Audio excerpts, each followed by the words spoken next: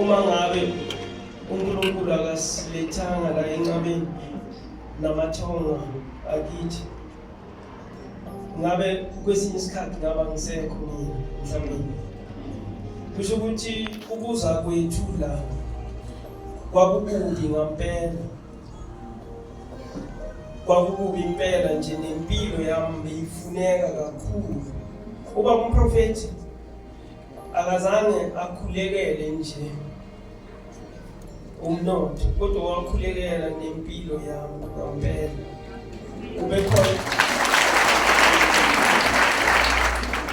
Kube khona isikhathi lapho sasiba sebunzimeni khona, sisaba, si-organize nabantu ukuthi basibheke ngezibhamu ukuze ngingabulawa, ngoba umama waphupha impela, umuntu angena dubula lapha ekhaya.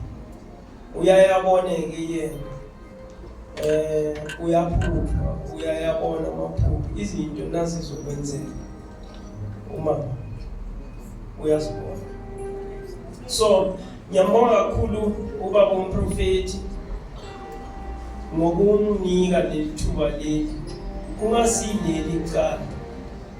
Ngoba umprofeti ukuthi wasivulela singene emnyango, hayi okubuhlungu kakhulu, imali ingadingeko, kodwa sithandazela umntwana ebekade agula.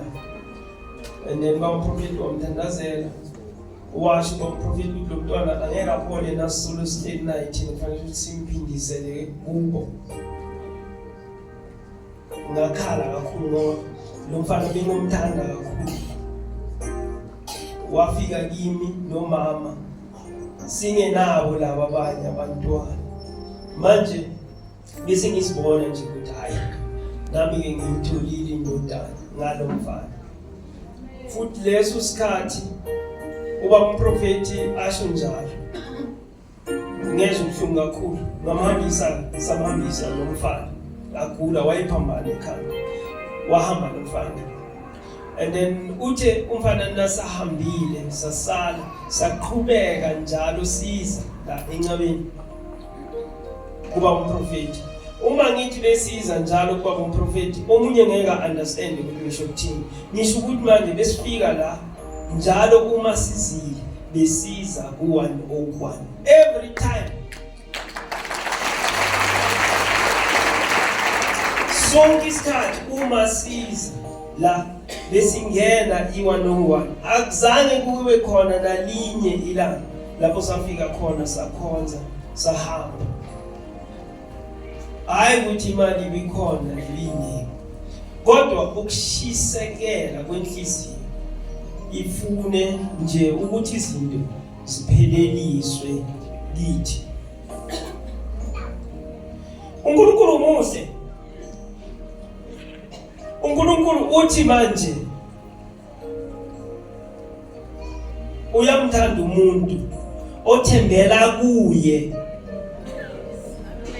Abuye athi manje uNkulunkulu uyamzonda umuntu othembele ebantwini. Uqalekisile.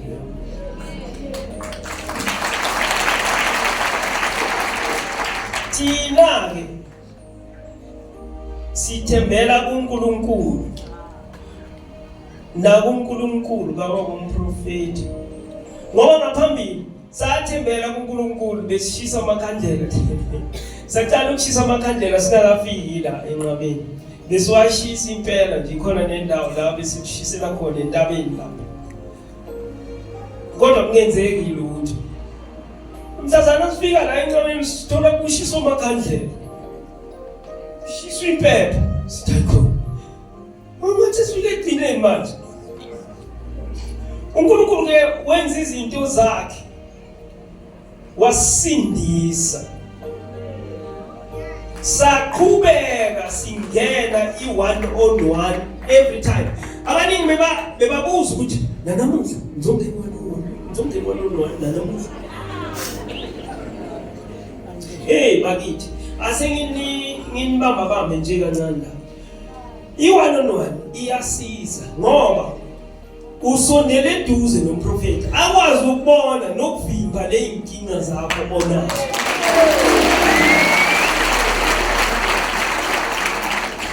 Yebo, uba umprofeti vele, uba umprofeti uyabona izinto. Kodwa kwesinye isikhathi kunzima ukukubona kanti ule ufuneka usondele kuye umbheke emehlweni nasibheka namehlo noba umprofeti. Uba umprofeti khona izinto akaziboni ubonani ba?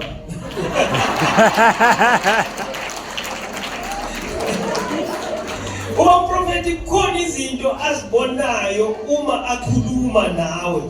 Umbheke emehlweni. Uyabona umprofeti uyakhuluma ngeyivebe uma mangalo usibuyaphi izinto lezi. Kusho ukuthi ubona ezinye ahlangana nazo khona la. Amangalo kuhawu kwenzeka.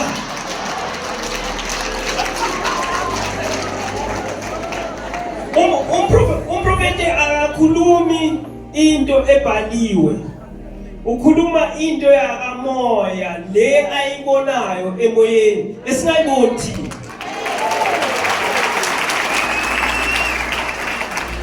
Uba umprofeti ke uyaluleka la akhulume aluleke abuye ukuthi uza la ku-1-on-1 akucedelele khona. Manje ukhulumile ke sezwa senze. Wakhuluma senze. Wakhuluma senze. Inkonzo ebekade ezimemezela ukuthi kuyiwa empophomeni saya. Uba umprofeti wathi kuyiwa empophomeni futhi saya futhi. Uba umprofeti wathi kuyiwa ekhaya ngacaba besikhona nakaCaba. Waphinda futhi uba